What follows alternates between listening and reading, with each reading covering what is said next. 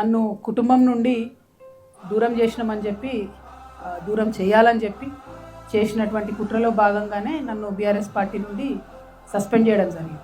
మా కుటుంబంలో ఏమైపోయిందంటే ఉద్యమము, రాజకీయము, ప్రజల పట్ల ఉండే ప్రేమ, కమిట్మెంట్ అన్నీ కలిసిపోయి ఉంది. సో రాజకీయం వేరు, కుటుంబం వేరు, పార్టీ వేరు, ఉద్యమం వేరు అని చూసే పరిస్థితి లేదు.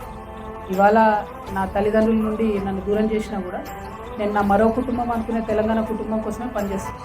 ఒక ఆడబిడ్డగా నాకు డెఫినెట్గా బాధ ఉంటుంది కదా బ్రదర్.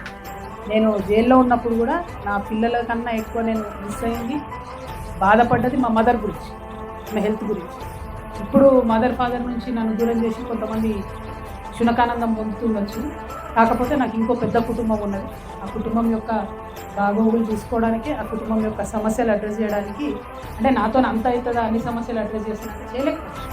కానీ నేను అడుగుతాను, బరాబర్ అడుగుతా, అడిగే కాడికి అడుగుతా, వీలైన కాడికి ఈ సమస్యలు సాల్వ్ చేయడానికి నా వంతు ప్రయత్నం నేను చేస్తాను. సో మరో కుటుంబాన్ని నేను తెలంగాణలో వెతుకుంటున్నాను. మీరందరూ ఇంత పెద్ద కుటుంబం ఉన్నారు, టెన్షన్ పడేదేం లేదు.